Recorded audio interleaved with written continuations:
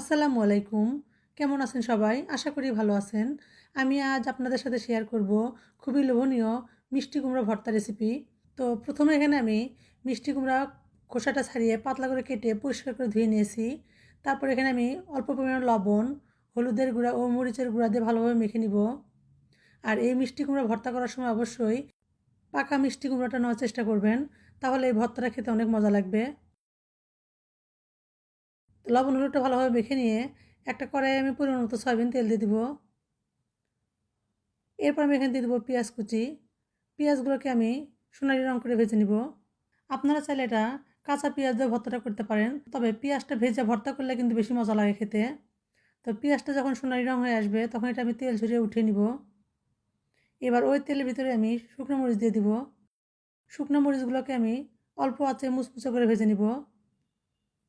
শুকনো মরিচটা যখন মুচমুচে হয়ে ভাজা হয়ে আসবে তখন এগুলো আমি তেল থেকে উঠিয়ে নিব।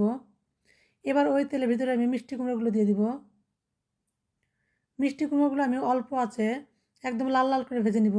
মিষ্টি কুমড়া পানি দিয়ে সিদ্ধ করে ভর্তা করার থেকে এভাবে তেলে ভেজে ভর্তা করলে কিন্তু বেশি মজা লাগে খেতে।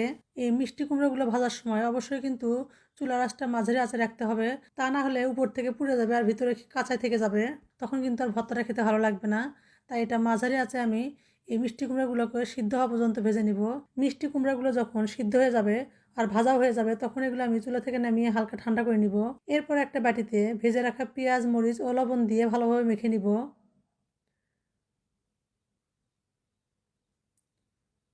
পেঁয়াজ মরিচটা মাখা হয়ে গেলে এখানে আমি দিয়ে দিব ধনিয়া পাতা।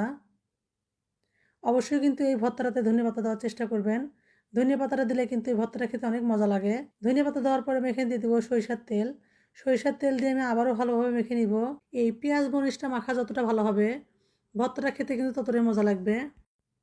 পেঁয়াজ মরিচটা ভালোভাবে মাখা হয়ে গেলে এখানে আমি দিয়ে দিব ভেজে রাখা মিষ্টি কুমড়া। মিষ্টি কুমড়াগুলো দিয়ে আমি আবারও ভালোভাবে মেখে নিব। তো ভর্তাটা দেখে হয়তো বুঝতেছেন কতটা সুন্দর ও লোভনীয় হয়েছে। আর এভাবে ভর্তা করলে গরম ভাতের সঙ্গে কিন্তু আর কিছুই লাগবে না, শুধুমাত্র এই ভর্তাটা দিয়ে আপনারা পেট ভরে ভাত খেয়ে নিতে পারবেন। তো আপনারা এভাবে একবার তৈরি করে দেখবেন। ভালো লাগলে লাইক, কমেন্ট, শেয়ার করে পাশে থাকবেন। আল্লাহ হাফেজ।